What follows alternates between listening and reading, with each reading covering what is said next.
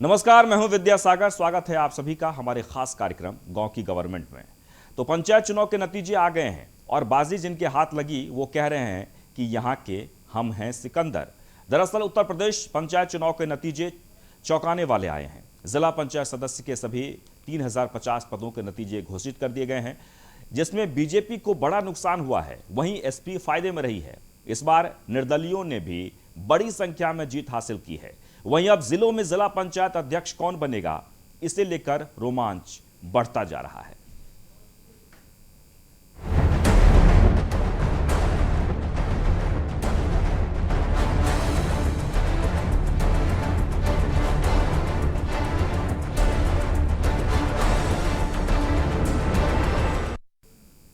और सबसे पहले बात बलिया की कर लेते हैं। बलिया में जिला पंचायत अध्यक्ष की कुर्सी पर किसका कब्जा होगा? बीजेपी से आनंद चौधरी और एसपी से अंजू यादव में मुकाबला है। बलिया में 58 जिला पंचायत सीटें हैं। बीजेपी को 7, एसपी को 13 सीट पर सफलता मिली है। 16 सीटों पर निर्दलीय विजय हुए हैं और बीजेपी और समाजवादी पार्टी में यहां पर टक्कर है। एक बार फिर से आपको समीकरण बता दे रहे हैं। 58 सीटों में से बीजेपी को 7, जबकि समाजवादी पार्टी को 13 सीटें मिली है। 16 सीटों पर निर्दलियों का कब्जा है और ऐसे में बलिया में आनंद चौधरी या फिर अंजू यादव, इन दोनों में टक्कर है। कौन बनेगा जिला पंचायत अध्यक्ष, ये तो कुछ दिन बाद पता चलेगा, लेकिन फिलहाल जोड़ तोड़ की राजनीति की शुरुआत हो गई है और सभी लोग निर्दलियों को अपने पाले में करने के लिए जी तोड़ मेहनत कर रहे हैं।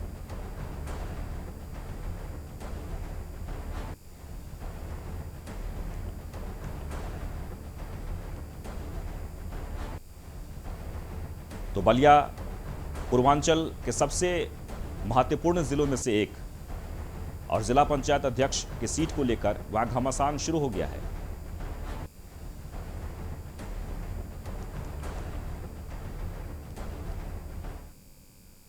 आगे बढ़ते हैं, मथुरा की बात करते हैं। मथुरा में कौन बनेगा जिला पंचायत अध्यक्ष, इस पर सस्पेंस बरकरार है। जिला पंचायत अध्यक्ष के लिए त्रिकोणीय मुकाबला जारी है। अध्यक्ष पद के लिए बीजेपी से किशन चौधरी की दावेदारी है, वहीं राष्ट्रीय लोक दल से अनूप चौधरी की दावेदारी है, जबकि बसपा से सुधा शर्मा की भी दावेदारी है। बीजेपी के 8, रालोद के 8, सपा के 1 और बीएसपी के 13 सदस्य यहां पर विजय हुए हैं और इसलिए त्रिकोणीय मुकाबला है यहां पर। और वो भी हम जानने की वहां कोशिश करेंगे कि आखिरकार किसका जोर है। खासकर मथुरा की बात कर ली जाए तो मथुरा में बीएसपी, रालोद और बीजेपी, इन तीनों में यानी त्रिकोणीय मुकाबला है। तीनों में से कोई एक जो कि जिला पंचायत अध्यक्ष की कुर्सी पर काबिज होगा और उसके लिए घमासान भी शुरू हो गया है। निर्दलीय जो प्रत्याशी जो विजय हुए हैं उनकी भी बहुत महत्वपूर्ण भूमिका होगी, लेकिन आंकड़े की अगर बात कर ली जाए तो समीकरण किसके फेवर में होगा या जोड़ तोड़ की राजनीति में कौन सफल होगा, वो आने वाले समय में पता चलेगा। लेकिन फिलहाल तैयारी वहां शुरू हो गई है और मजबूती से लड़ाई भी शुरू हो गई है।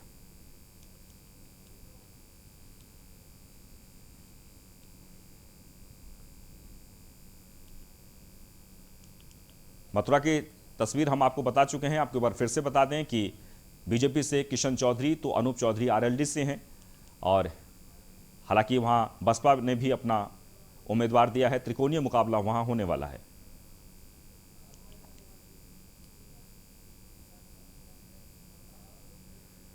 और गाजियाबाद की अगर बात कर ली जाए तो वहां पर कौन बनेगा जिला पंचायत अध्यक्ष, इसके लिए लगातार वहां पर अब जोड़ तोड़ की राजनीति शुरू हो गई है।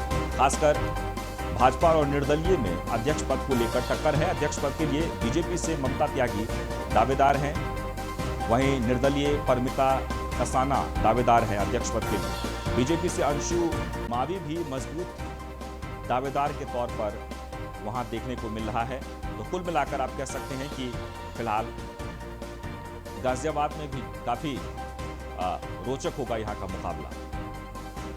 और नतीजों के बाद अब सब जिलों में पंचायत अध्यक्ष की रेस में, जिला पंचायत अध्यक्ष की रेस में सभी पार्टियों ने पूरी तरीके से कमर कस ली है और मजबूती से लड़ाई भी शुरू हो गई है।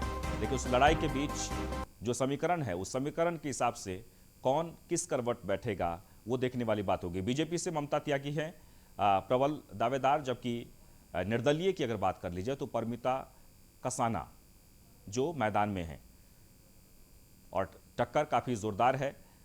गाज़ियाबाद बहुत ही महत्वपूर्ण है और यहाँ पर ज़िला पंचायत अध्यक्ष को लेकर जोड़ तोड़ की जो राजनीति है वो भी शुरू हो गई है और ऐसे में जो समीकरण है वो समीकरण किस ओर बैठेगा वो भी हम आपको बताएंगे।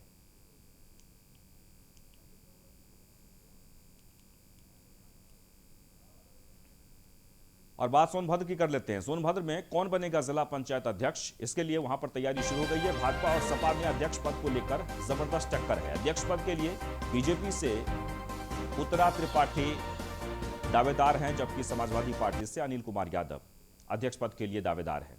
जयप्रकाश पांडे भी सपा से मजबूत दावेदार के तौर पर हैं, लेकिन बीजेपी के 5 यानी वहां पर जो सीटों की अगर बात कर ली जाए, जो विजय जो उम्मीदवार हुए हैं और किसके खाते में कितनी सीटें गई है, बीजेपी के पास है 5, समाजवादी पार्टी के पास है 11 और बीएसपी के 3 सदस्य हैं वहां पर। तो उत्तरा त्रिपाठी और अनिल कुमार यादव जो मुख्य दावेदार हैं सोनभद्र में, तो ये बहुत ही महत्वपूर्ण है। आपको बता दें कि पॉलिटिकली लिहाज से जिला पंचायत अध्यक्ष का जो पद होता है बहुत ही महत्वपूर्ण पद होता है। और बदायूं की बात कर ली जाए तो वहां पे कुछ इसी तरीके का समीकरण देखने को मिल रहा है। बीजेपी की वर्षा यादव से निर्दलीय का मुकाबला है। बीजेपी से रेखा शाक्य या पूनम यादव वहां पर प्रत्याशी हो सकती हैं। वहीं समाजवादी पार्टी ने अभी तक किसी का नाम आगे नहीं किया है। निर्दलीय उम्मीदवार ही जीत हार का फैसला करेंगे। तो बीजेपी के पास 16 जबकि निर्दलीय के पास 15 सीटें, एसपी को 12 और बीएसपी को 5 सीटें मिली है।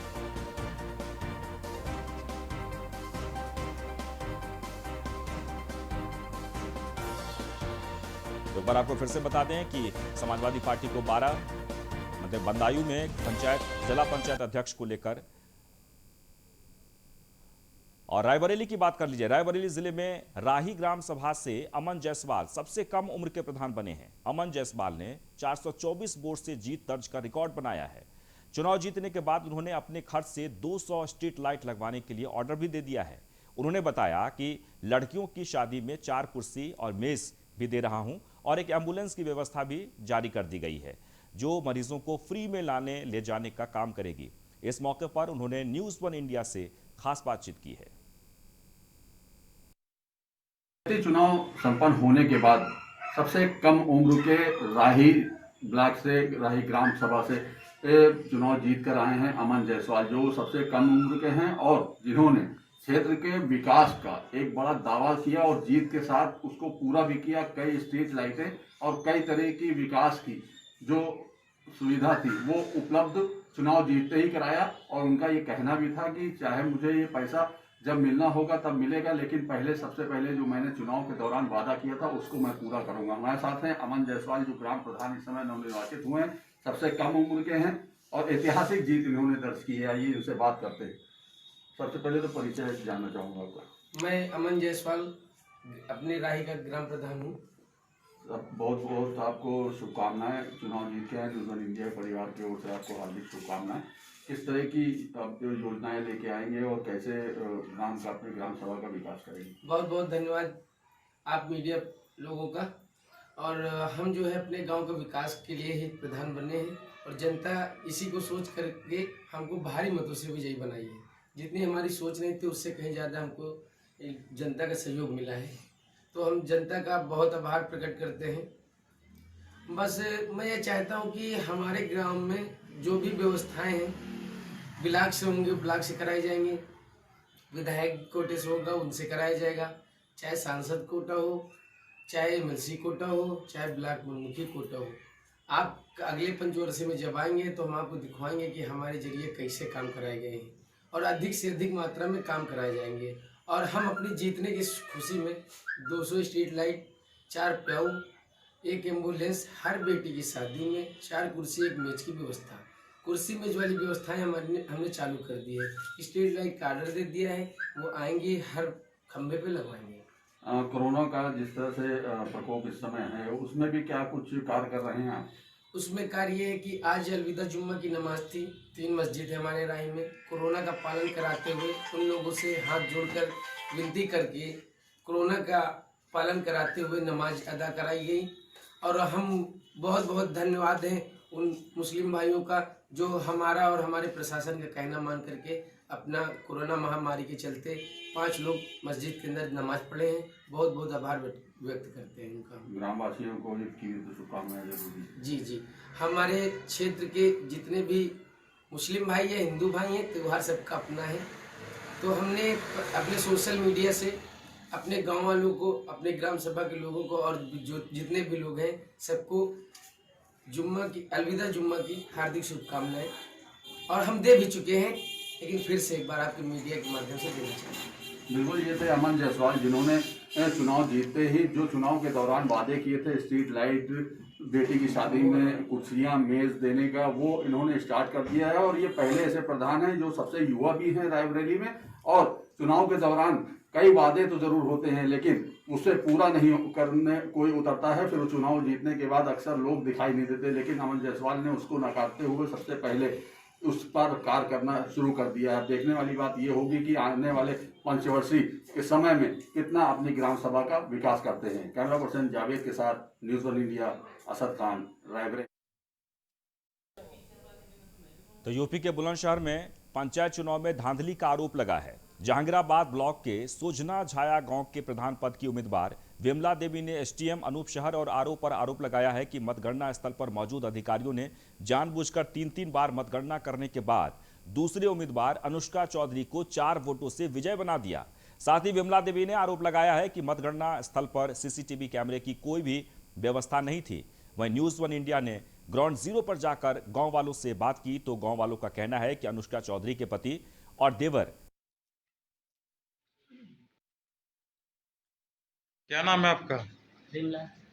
कहाँ के रहने वाले हो आप? समझना के यहाँ समझना। अच्छा, क्या मामला हुआ था आपके साथ में? ये मामला हुआ था कि हाँ, जब मतलब काउंटिंग भरी थी तो वोट खुली 3 बार, मतलब 3 वोटों से ही हमारी जीत होती रही।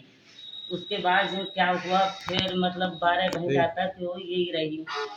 और मतलब सांझ के 8 बज गए।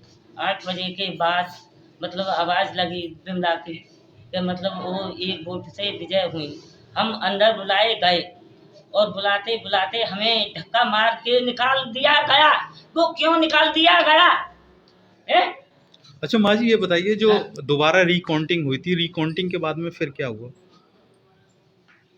दोबारा जो मतगणना, जो पेटियों के मतलब 3 गिननी, बार भैया, तीनों बार 3 वोटों से हम जीते। हेलो, ये दंदर मेरे भाई 1 वोट से हार गया, बड़े दुख के साथ हो। हाँ, तो वहाँ तो नो हो रही कनो, जो ऐसे ऐसे कनो उसमें आ गई, स्टे आ गया। इस पर 6 महीने बाद इलेक्शन होएगा ना। कुछ ना यार, एक वोट से हार गए। अरे तेरी, 1 वोट से हार गए प्रधान जी। चलो भैया। आप देख रहे हैं गांव की गवर्नमेंट का खास प्रोग्राम। हम ले चलते हैं बुलंदशहर के ब्लॉक, जहांगीराबाद ब्लॉक का सोजना झाया गांव है, जहां पर जिस टाइम पर 2 तारीख की रात को और बोर्डिंग मतगणना हो रही थी। मतगणना के दौरान में कुछ प्रत्याशी द्वारा 60 प्रत्याशी द्वारा एआरओ और एसडीएम पर आरोप लगाए हैं कि 4 वोटों से दूसरे कैंडिडेट को विजय बना दिया। जबकि एक ऑडियो वायरल हो रहा है। ऑडियो में साफ साफ प्रत्याशी किसी गांव के व्यक्ति से बात कर रहा है और कह रहा है कि 1 वोटों से विजय मैं हार गया हूं। क्या नाम है आपका? किस तरीके का प्रकरण था? जी, मेरा नाम पुष्पेंद्र है। मेरी माताजी गांव सोजना झाया व पीरपुर से प्रधान पद की प्रत्याशी थी। 2 व 3 तारीख की सुबह वोटिंग खुली है मतगणना केंद्र पर जहांगीराबाद, विकासखंड जहांगीराबाद में। और सुबह काउंटिंग करीब 3 बजे ख़त्म हुई, जिसमें हम लोग 3 वोट से विजयी रहे। उसके बाद दूसरा जो प्रत्याशी है उसने रिकाउंटिंग की मांग की। करीब 2.5 घंटे बाद रिकाउंटिंग की गई।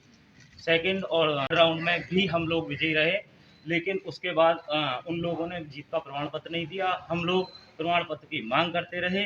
और भी जानकारी ले लेते हैं। गांव के लोग जुड़े हैं और जनता चाहती है कि पूरे मामले की निष्पक्ष तरीके से काउंटिंग हो और काउंटिंग के बाद में जो रिजल्ट निकल कर आएगा वो देखना बड़ा दिलचस्प होगा। परंतु जो आरोप लग रहे हैं, बड़े गंभीर आरोप है कि जो प्रत्याशी ने एसडीएम अनूप शहर और एआरओ पर बड़े गंभीर आरोप उनपे साठ कर विजय अपनी तरफ वोट जो 3 वोट कैंसिल हुई थी वो अपनी तरफ विजेता बनाए हैं। और भी जानकारी ले सकते हैं प्रधान पति जो प्रत्याशी थे उनके पति हैं, उनसे जानकारी ले लेते हैं जिस तरह की ये षड्यंत्र रचा जा रहा था।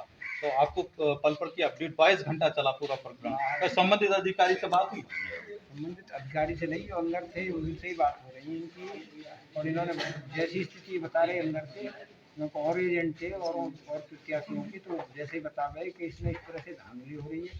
आपको पहली बार 3 वोटों से जिताया गया है, दूसरे राउंड में फिर 1.5 घंटे की देरी करी गई है और 2 वोटों से जिताया गया। उसके बाद में 14 घंटे तक, जीतने के बावजूद 14 घंटे तक कोई भी आवाज़ नहीं लगाई गई जीत की, जो प्रमाण पत्र दिया जाता है। अच्छा, इनका साफ साफ कहना है कि दोबारा रिकाउंटिंग हो और दूध का दूध पानी का पानी साफ आ जाएगा। और भी जानकारी ले लेते हैं, गांव के बुजुर्ग हैं, उनकी चर्चा पूरा विषय बना हुआ है। गांव में पूरी तरीके से समर्थन में भी काफ़ी लोग इनके पास आ रहे हैं और जनता चाह रही है कि दोबारा चुनाव हो, निष्पक्ष तरीके से चुनाव हो। अब देखना ये होगा कि न्यूज़ 1 इंडिया पूरी खबर को पड़ताल कर रहा है, सच्चाई तक जानना चाह रहा है कि कौन कौन अधिकारी इसमें मिली भगत है, क्योंकि निर्वाचन अधिकारी की तरफ से भी और चुनाव आयोग के अधिकारी की तरफ से साफ साफ निर्देश दिए गए थे कि संबंधित अधिकारी कोई भी मोबाइल फोन या सीसीटीवी कैमरा के अंदर मोबाइल अंदर नहीं ले जाएगा और सीसीटीवी की निगरानी में मतगणना होगी। पूरी सच्चाई जान लेते हैं। क्या नाम है आपका? कैप्टन योगी सिंह सौरी चक्रा, ग्राम पंचायत सौना जहर। अच्छा, मैं ये जानना चाहता हूँ कि जो प्रत्याशी पर जो आरोप लग रहे हैं, दूसरा जो विजेता प्रत्याशी, क्या सच्चाई है इसमें?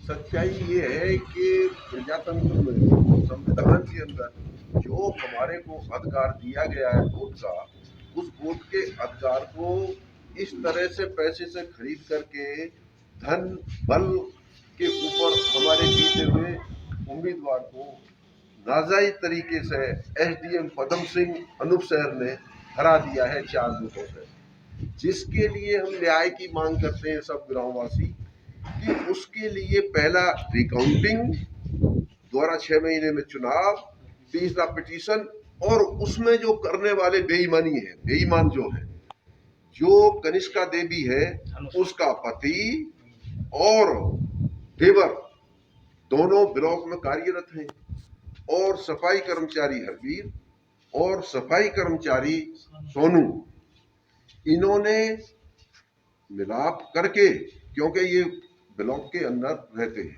हर आदमी इन्हें जानता है, इन्होंने वोटों की हेराफेरी करके और अपने पद का दुरुपयोग और जो कर्मचारियों को करना चाहिए था उसके खिलाफ कार्रवाई की है। अपनी मिली भगत करके इन्होंने गलत तरीके से हमारे उम्मीदवार को हराया है। हम सब ग्रामवासी ये चाहते हैं किसी भी तरह दिए हुए प्रजातंत्र के अधिकार को कायम रखने के लिए हमने हर अधिकारी के पास व्हाट्सएप करके अगले दिन 4 तारीख सुबह 8 बजे भेज दिया है। किसी ने आज तक ये नहीं कहा कि आपके साथ गलत काम हुआ है और हम आपकी मदद करते हैं। इतना भ्रष्टाचार जोरों पर है, कोई सुनने वाला नहीं है। सब विकास कार्य का जो पैसा करोड़ों में आता है उसमें सब सम्मिलित है। इसको मुख्यमंत्री, प्रधानमंत्री कोई भी सुनता हो, सुन करके इसके ऊपर एक्शन लेके बताए कि न्याय क्या चीज है और प्रजातंत्र की एक वोट की कीमत क्या है। क्यों नहीं वहां सीसी कैमरे लगे हुए, क्यों नहीं वीडियोग्राफी की गई, क्यों नहीं प्रत्यक्षदर्शी सबको रखा गया, क्यों हमारे प्रतिशाही को बाहर भगा करके वोट की ऐलान कर दिया गया कि वो जीत गया। डीएम को जैसे प्रार्थना पत्र आप लोगों के गांव के लोगों ने भी शिकायत करी है व्हाट्सएप का अब तक का क्या शिकायत होने के बाद में क्या एक्शन है?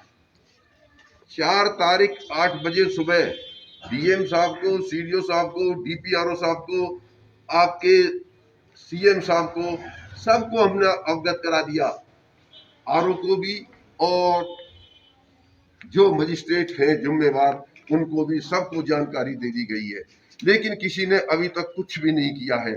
कल सुबह by proper channel as a petition के तौर पर जिला अधिकारी महोदय को फेस टू फेस बताया है कि हमारे साथ आपके जिले में ये अत्याचार, ये अनर्थ हुआ है, उसके ऊपर एक्शन लो। लेकिन किसी अधिकारी ने अभी तक ये नहीं बताया कि आपके साथ क्या हो जाए, हम क्या करेंगे। अच्छा, ये तो तो क्या ये अंधकार है? साफ साफ कहना है कि जो भी अधिकारी इसमें सम्मिलित हैं और जो अधिकारी जो पदम सिंह जो एसडीएम है, उन पर जो गंभीर आरोप लगाए हैं गांव के लोगों ने भी और प्रत्याशी ने भी और एजेंट ने भी, तो उनकी जांच निष्पक्ष तरीके से हो। और अधिकारी से वो कई बार व्हाट्सएप के माध्यम से, कोविड चल रहा है बुलंदशहर में, कोरोना काल के माध्यम से भी विशेष तरीके से ध्यान रखा जा रहा है। उन्होंने व्हाट्सएप के माध्यम से अपनी शिकायत दी है, परंतु अधिकारी इस शिकायत को नजरअंदाज कर रहे हैं। अब देखना यह होगा कि न्यूज़ वन इंडिया इस खबर को पूरी तरीके से पड़ताल चला रहा है। और अब गांव की गवर्नमेंट के तहत खास चर्चा के लिए हमारे साथ सहारनपुर के वार्ड नंबर 22 से कांग्रेस पार्टी के जिला पंचायत सदस्य नरेंद्र कुमार जुड़ गए हैं। बहुत बहुत स्वागत है आपका।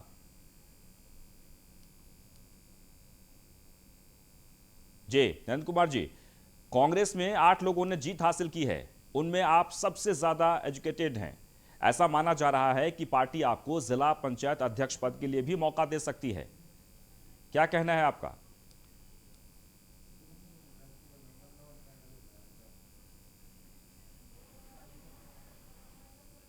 तो हमारी आवाज वहां तक नहीं पहुंच पा रही है, तो फिलहाल गांव की गवर्नमेंट में आज के लिए बस इतना ही, लेकिन आप बने रहे न्यूज़ वन इंडिया के साथ।